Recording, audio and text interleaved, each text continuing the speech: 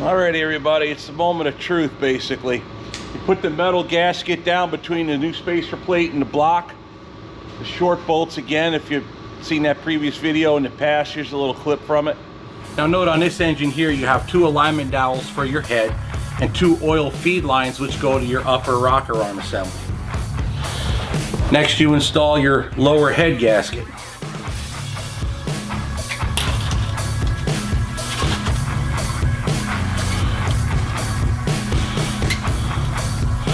There are O-rings that go between the spacer plate and your oil feed line. That's why they don't get real close to the oil feed lines. Next you set your spacer plate on. Line them up with your alignment dowels, and there you go. Next we put the bolts on top.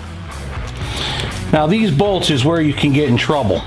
These bolts are just shorter head bolts, same thread, same pitch, same everything. The first washer you put on, in this case it's a standard head bolt, no big deal, nothing fancy. Now the next washer is where it gets picky. This washer is mostly resin. It's not actually metal. You need 14 of them, at least on this engine you do. This is the bag they come in. There's your Caterpillar part number, 7 kilo-1977. They're like a really thick circuit card, for lack of a better term. So all you do is you set the washer on there like so. I put a little bit of oil on the threads of the bolt and they thread down. Now look how close they are to that liner. When it seats down, it pushes down the spacer plate over here and pushes the liner by nipping just the edge of the liner. This way when you torque this down, it pushes the plate down and pushes the liners down at the same time. Now I'm going to go ahead and install the rest of the bolts.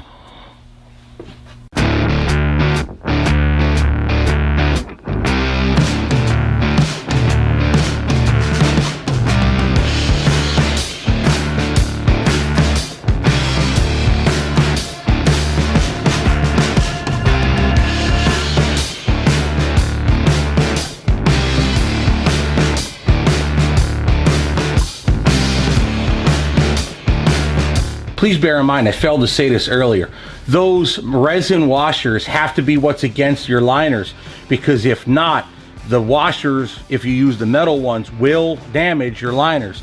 You don't want that, so you need to use those resin washers. According to the procedures on the Caterpillar paperwork, they say to torque this down to 10 foot-pounds. To me, that seems a little light. Also, the thread pitch is different between 3406B and what these procedures are, which is for C15. Again, I'm not by any means a Caterpillar professional. I don't really know what they would say, but since it's my engine, I've determined we'll test it at 20 foot-pounds. Bear in mind, the head bolts are torqued to 330 when you're done. I already set my torque wrench down to 20 foot-pounds, and I'm going to do an interesting pattern, and you'll see why here in a moment. I mean, that's hardly any pressure. So we'll go back and forth this way. This way we set it down, I'll come back to get this way. Get the next liner, the next, the next, the next, and so on. And we'll come back and we'll start here.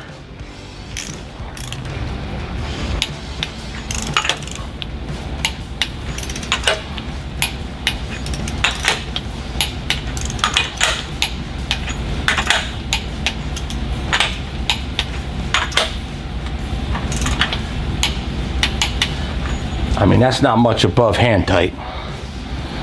This is my Caterpillar service manual for 3406B. I'll read you directly from the book so you understand what ultimately we're trying to do here.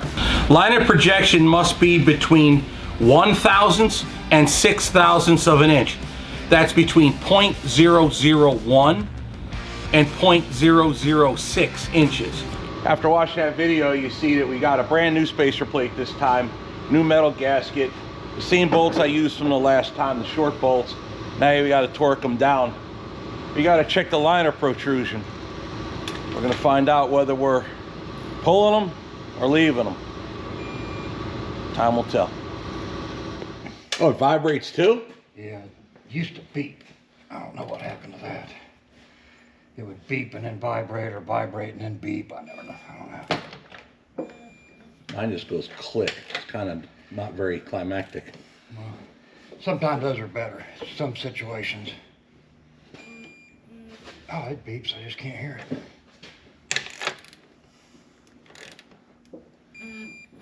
Yeah, it sounds like a phone vibrating.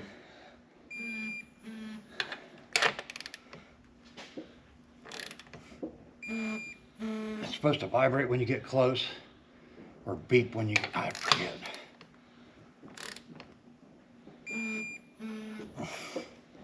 Just on a truck one day and seen it. I never had a good one. I don't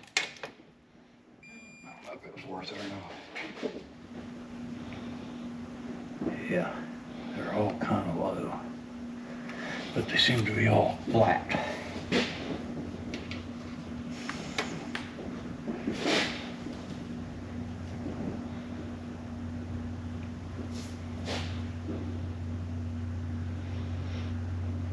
Whoa.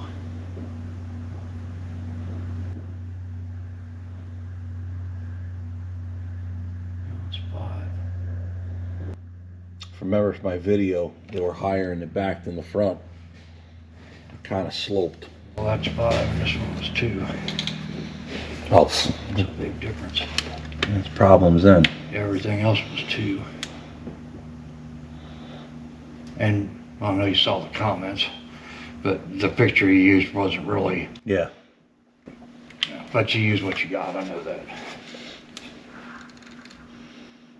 Cat makes a little one, it's same thing, but Yep. it's like half the size, and it's big dial, and it's just 1, 2, 3, you know. I put a picture on it and they wanted like $750 for it. Super easy to use. One of the guys at Cummins had one, which he probably swiped her from the tool room. The failure isn't there. The failure, well, no, that's where it blew, but the failure is because we got Holding it up. that liner held it These high. seem to be all 2. Yeah, This one on this corner is 5. What'd I say, 3? yeah. That one needs to be cut. And then they should probably all be shimmed up. 2's kind of low. It's within Yeah. spec, but You get the shims from Cat. doesn't give you much room. Well, I don't know how many shims are already, remember, this block was already cut once and there are shims in there. So ultimately 6 has to come out. And either take a shim out or thin it up, but Well, it's cockeyed too, ain't it? sitting crooked too. Check it from your side. Here's this. You'll have to loosen it up and turn the dial so you can see. And if that one's straight, we could shim the rest of these up. Yeah, it's like 2 over here in this corner. All right, see if you can reach over And then over here.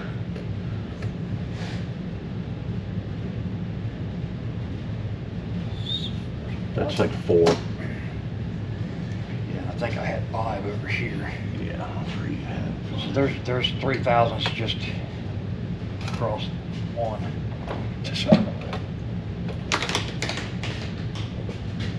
I think the tolerance is 2, but Yep. it's still a lot. 5 there.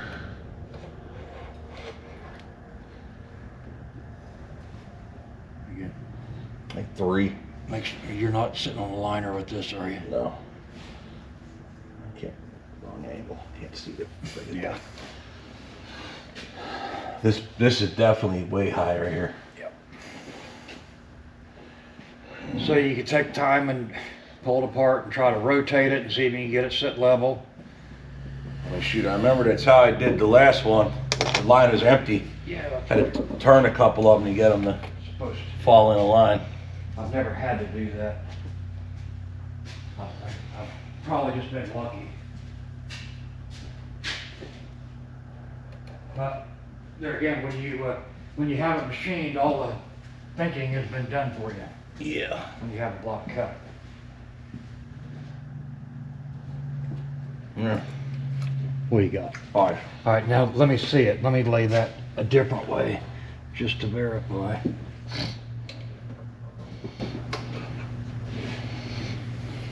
Still 0.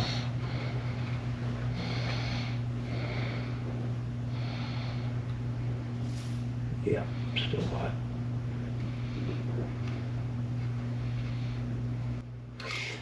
A solid Ain't no 5. getting around that. A solid 5.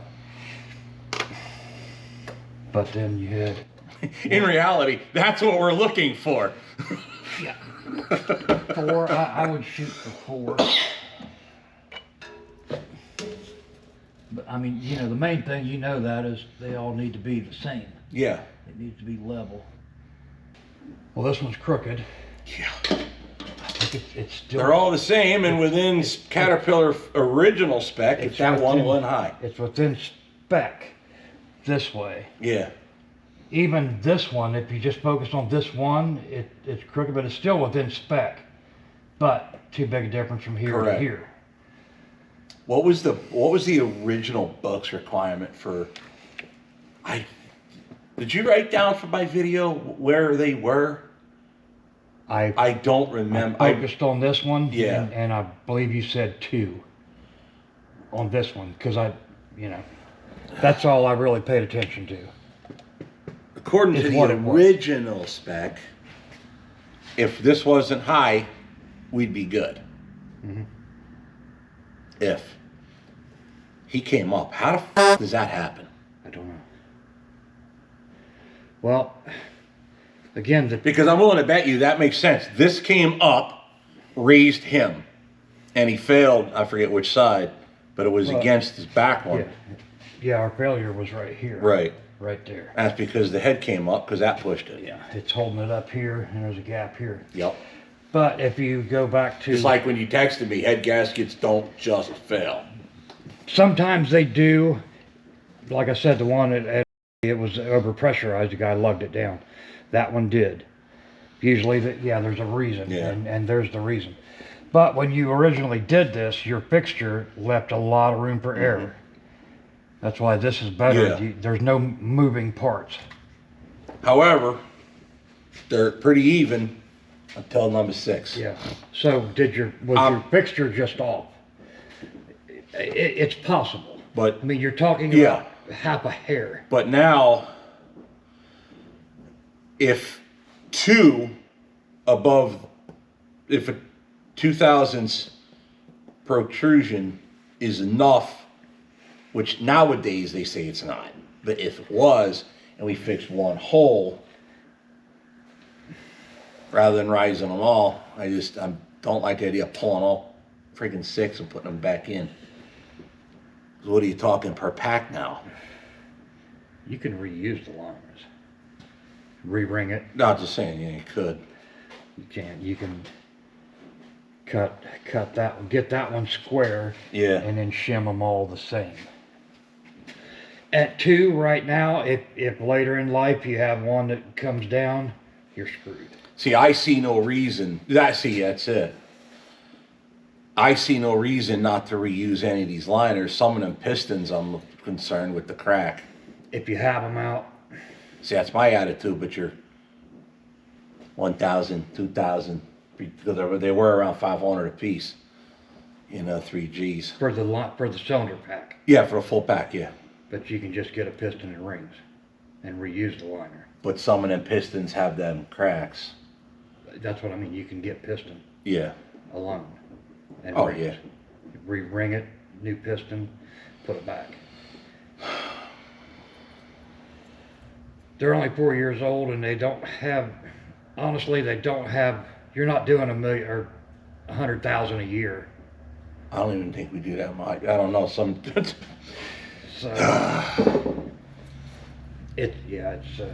still the thought. I had to think on that.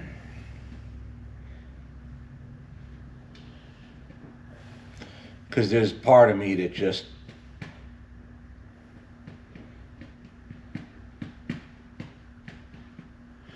you can pop the liners, new O-rings, put them back in.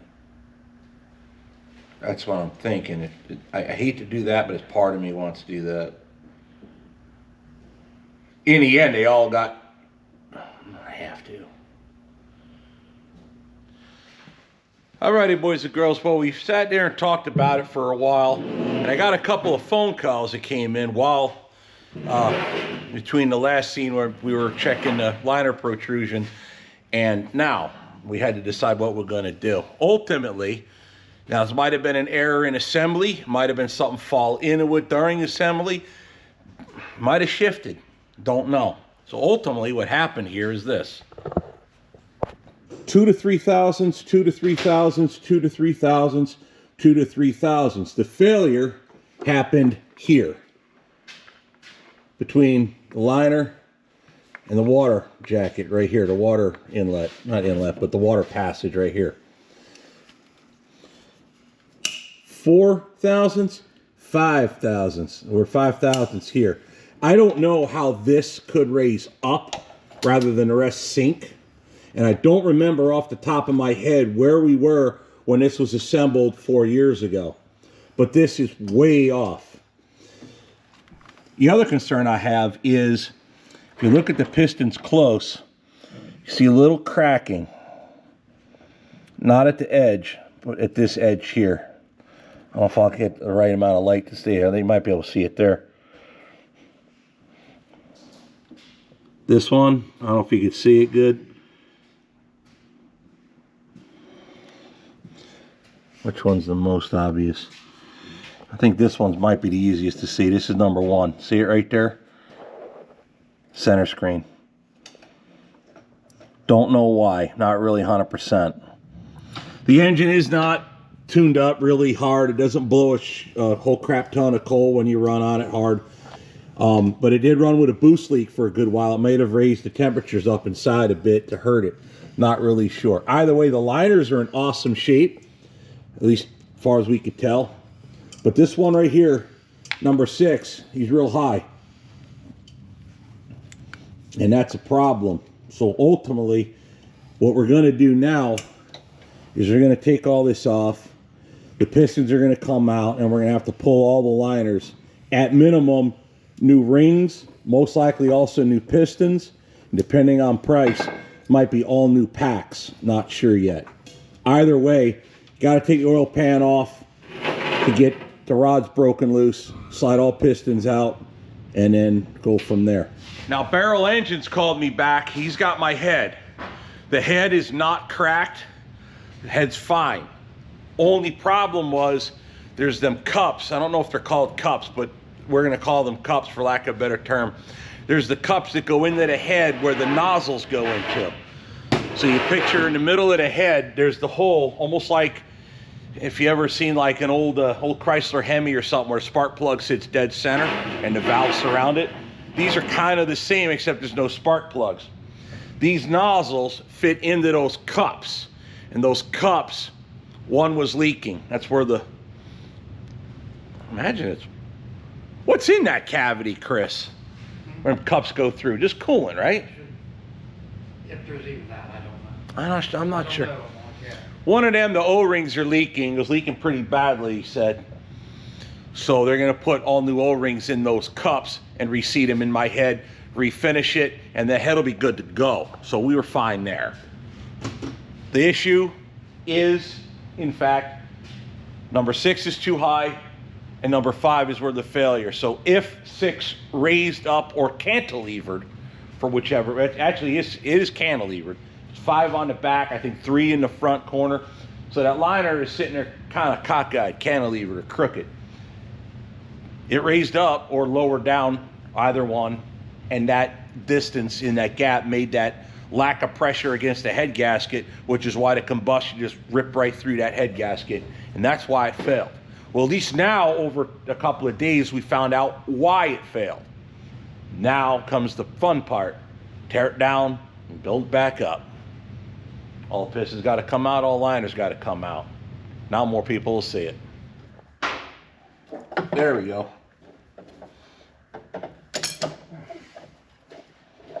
There's one. Well, 5 actually.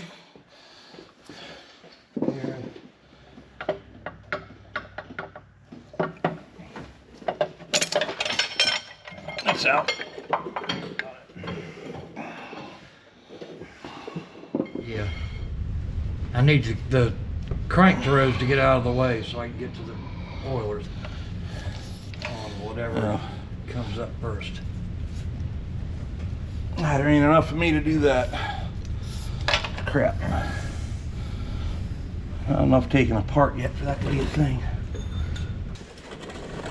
None of it ever went easy until it started getting disassembled more.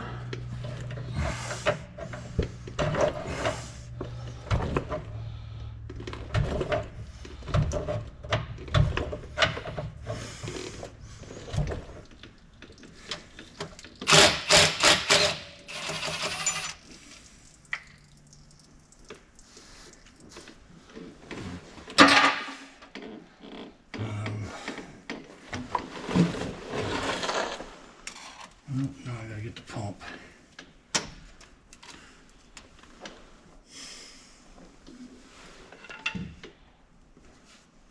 Full engine rebuilds are fun. What, a pump's got to come out for clearance? Yeah.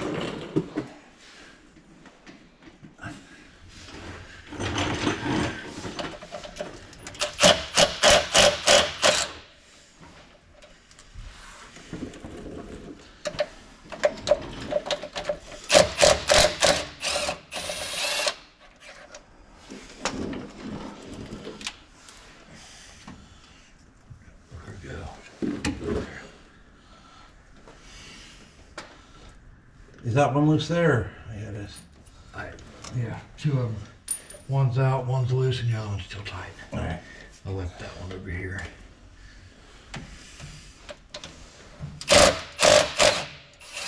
I'll at least slow the fall down.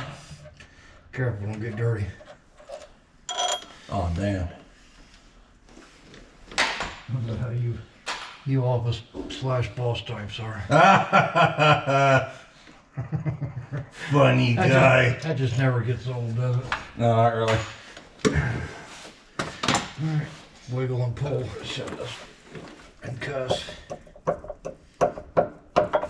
Tip it, there it is. Tip it this way, so it'll make less of a mess, I think. Set of axle. Gonna have to come between the center link. Yeah.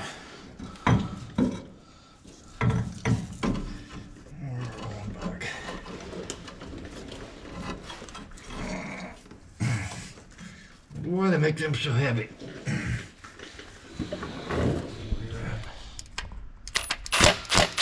think you got it.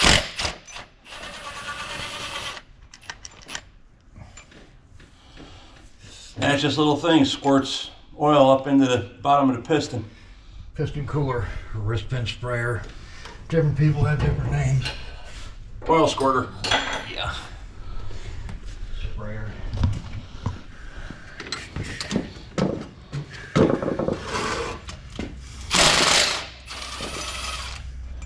At least we're getting the dirty part out of the way today. Yeah. I wouldn't be able to sleep tonight knowing I gotta come in here tomorrow and do this.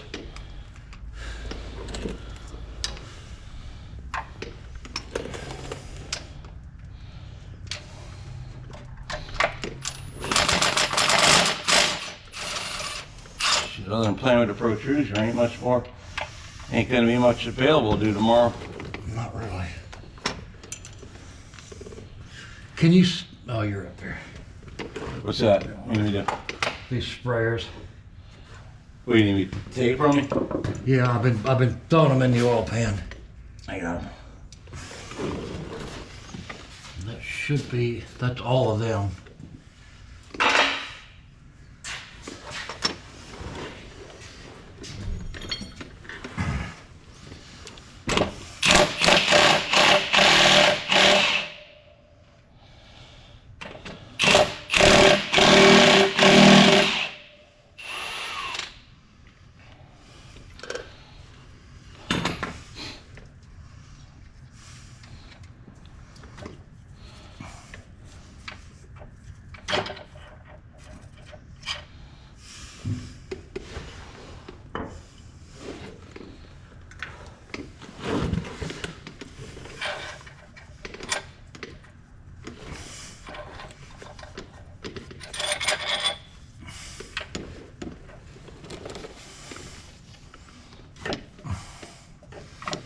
See if you can guess which one's coming out. Number 7. Oh, you went to public school, didn't you? 12. fun if it was number 12. I'm too short. It's right there. Probably just a touch of ridge left. Man, they got it turned. Well, it's a good thing we decided yesterday to lift all of them then. Yeah. Well, we already had that one out. But, Yeah. But yeah, there's definitely a problem there.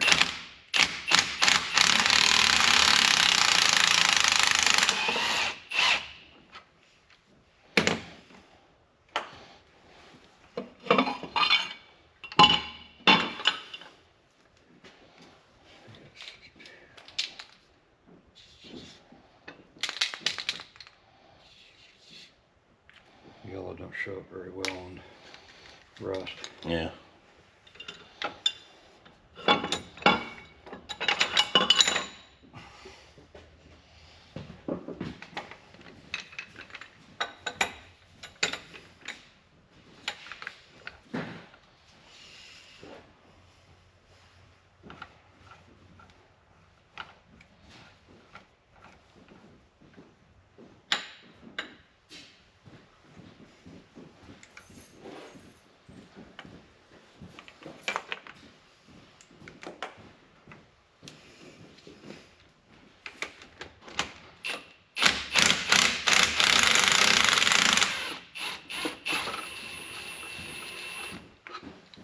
God, that makes it so easy. Not bad for $137. I wasn't expecting much. It looks identical to the good ones. See,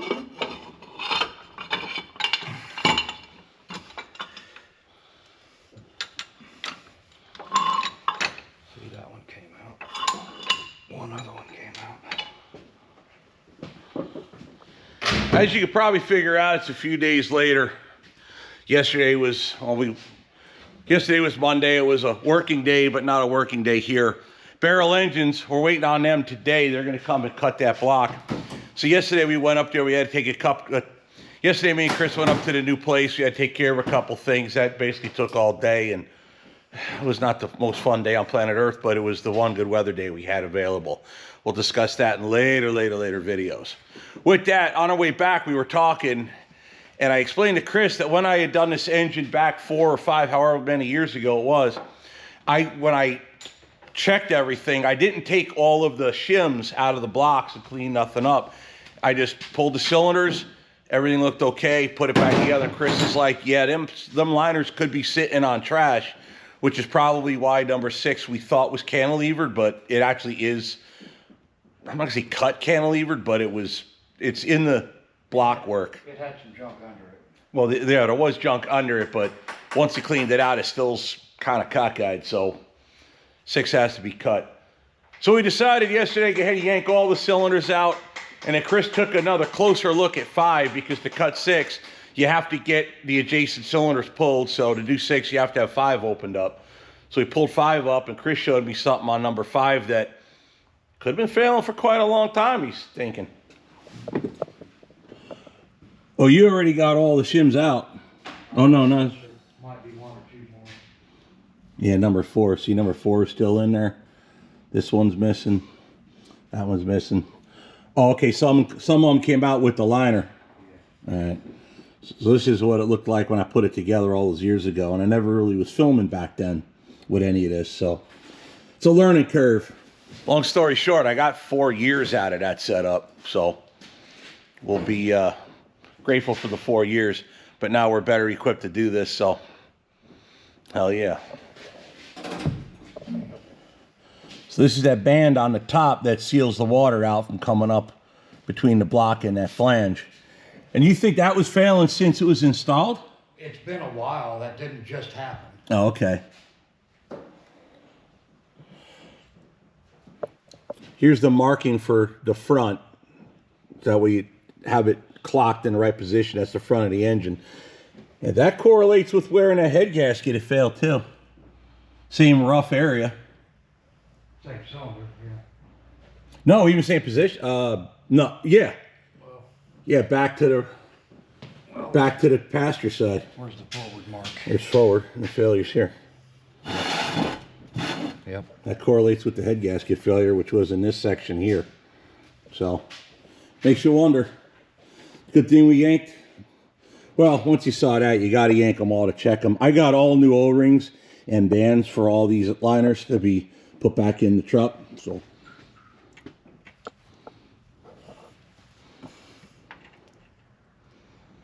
Find it.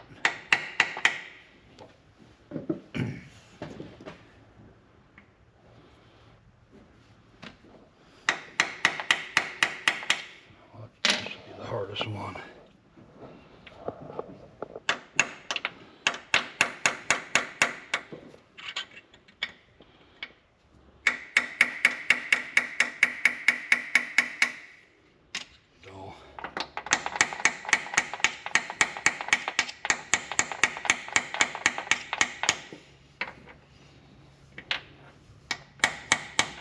there we go. That took a little while. See, there's a little bit of junk under it. See, only. I mean, some of that's just carbon from out here, but you don't want any of that in there. We're talking human hairs, you know, thickness. Alrighty, so the guy from Barrel Engines showed up and was looking at the engine block and trying to determine what is best to do. Are we cutting them all? Are we cutting one? What's going on? And he found, well, the smoking gun. He found what happened and why this engine failed. Turns out there is some cracking, or buckling is the term the guy used. He's not the most comfortable person on camera, so I'll do explaining what he explained to me, and I'll show it to you. Cracking or buckling on the back side of the cylinder here. Number 5's got it too, but 6 is probably easier to see. I can show it to you. It will need to be cut. Where is it? There we go. Probably not the easiest thing to see in the lighting. There we go. I think you see it in the shadow right there. Center screen. And then some more, I think, over here too. Yeah, right there. It looks like a carbon line. It's not. So they're going to have to cut deeper shims in this. So now the question is, do we cut them all to match number 6? Or do we leave them at minimum and just make them all different? Shut the light off. Do we leave them different? Because most people seems like that they cut them all the same and be done with it. The problem is 3406B, the block, it's unobtainium. In other words, you cannot get them new as far as I'm aware. You cannot get them brand new anymore. And the only brand new old cat engines is like your 6NZ, your 5EKs, but you have to have an old core to turn in. No amount of money can you buy one without an old core. So in other words, you are destroying an old engine to get a new one. These, I really want to salvage it. So the question now is, for future use with this engine, what do we do with it? Do we cut it deep, thus possibly ruining a future rebuild in the past, or do we leave it alone? Making some phone calls, finding out what the best thing to do. It's kind of out of our hands. Me and Chris are kind of like, well, they're the professionals. They're going to make that decision, or they'll advise us and we'll make the call. That's where we're at. So in a minute or two, we'll get a phone call to determine what we're doing. Alrighty, so upon further review, we've decided what we're going to do, or rather, they decided. I just agree with it. So here we go. Number 6 is going to be cut to 104,000 shim. Everybody else is going to be 063, 1, 2, 3, 4, and 5. So that's how we're going to work it out. So we'll set up and watch how it's done. I've never seen this done before.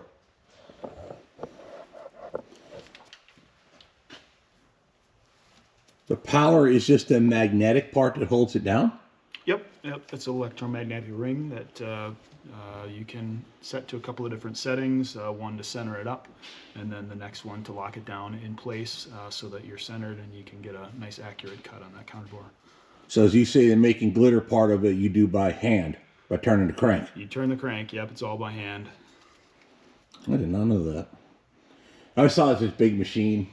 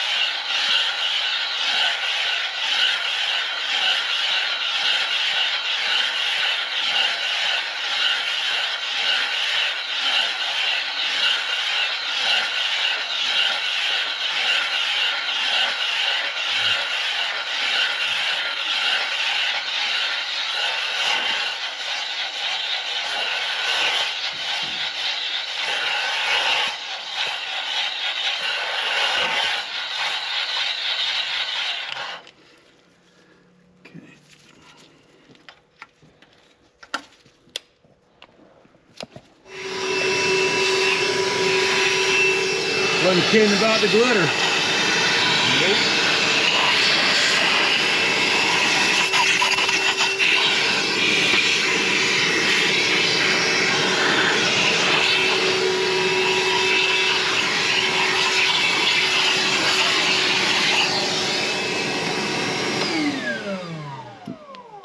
You didn't see this on camera. There's even a cup in there that's keeping all the filings off the crank. So now you're cutting outward. This is just centering it up. Oh. It does cut outward, yes. So basically what I'm doing is, you know, I get it to the appropriate height that I want for the cutter blade, and then I will just I will grab it to force it out a little bit, and then make one full rotation of a cut, and then force it out, and it's just, you know, thousandths by a thousandths.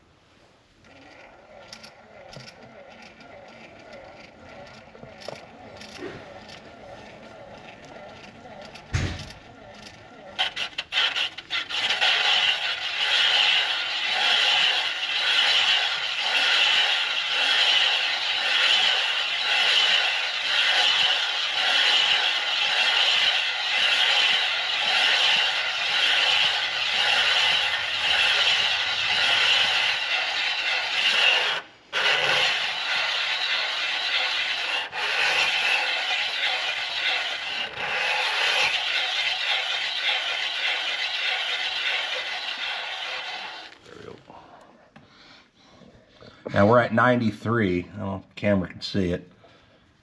Right up in here. Still that crack. Or buckling or whatever. Yeah, it's cracking all through here, and then it's also cracking. See, from my angle, with my bare eye, it's very obvious to see.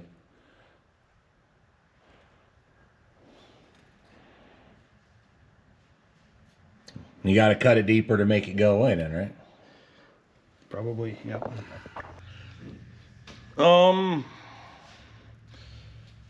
Yeah, that escalated quickly. So off camera, I had to make kind of some decisions because the man was standing here. So first of all, let me explain a couple things. Barrel Engine, when I first started dealing with them, was on the automotive side. They a machine shop in Green Bay. And so as far as, sorry, I had a phone call. So as far as barrels goes, I've always dealt with them on the automotive side. And the original rebuild, when I did all this work on Orwell here, I noticed that there were engine blocks, big ones, V12 Caterpillars, bunch of heads and stuff, all labeled for barrels. What I didn't know at that time was Caterpillar here in Green Bay beats a path to barrels when they need any kind of machine shop work done. Caterpillar doesn't do that there. Even I was surprised when I went up there and says, hey, if I need to cut the block, how much? They're like, I don't know, we job it out to Cat. I go, what about the stuff here at the shop that you guys rebuilt? He goes, we have barrels come in and do it. I'm like, wow, really? So I've always been dealing with them for a while. So Barrels sent, so with this here, I called up Barrels, they set it up. They have my head. I don't know if I've talked about that in the videos here, but they have my head from this, and they said, yeah, your head only needs resurfaced. There was a injector tube, or sorry, a nozzle tube that was had a bad O-ring to it. They replaced that, and they said, yeah, your head will be done tomorrow. I'm like, all right, cool. So they sent Sean over here to handle the counterbores and all of that, and that's where we ran into this problem where this engine block is not junk. However, it does need a top deck, was it top deck or upper deck repair. But that's an engine out. The engine block has to come out of the truck to do it. Where basically I don't even remember exactly how he explained it, but there's ways to fix the block with additional sleeving down low, but this is a up high problem. But that, you know, either way, the engine has to come out for that to be done. So, and that process is about 2 weeks in addition to the cost. The price he quoted me, I'm not going to get on YouTube and quote pricing, but the price he quoted me actually is not that much worse than what it was going to be to do the counterbore. Problem is, once you start getting into the block, you look at replacing your cam bearings. You start, okay, the crank is out, polishing, cutting the crank if need be, whichever. And that's a complete unknown. You got to bear in mind, this has been in Orwell's frame rails since it was built in either 1983, late in 83, or early 84. It has not ever been out, ever. The crank has never been out. We don't really know what else is lying dormant waiting to bite me. So now we have to start making decisions. Do we build this? Do we replace it? What do we do? And I don't mean by that replacing meaning replace the truck. I mean, do we just put a whole nother engine in here? I got a lot of stuff to think about. But yeah, that escalated real fast. So it's not fatal, it's just more issues. The other thing is we're early in March. Well, in a couple weeks, week and a half, 2 weeks-ish, got a closing on a house. And then after that, we got Mid-America Trucking Show. So trucking is already constricted because of personal obligations I have to do. Now, it's not absolutely mandatory I go to Mack's, but I probably should. So we got some issues to deal with. So we'll get back to you on that. But yeah, for right now, Orwell's down, and he's down and hurting bad.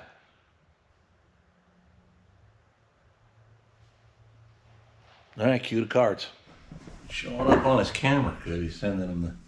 Oh, stand right here. You can see it plain as day. It's frightening. In here? Right, yeah, right here. Stand right here and look at it. It scared the shit out of you looking at that.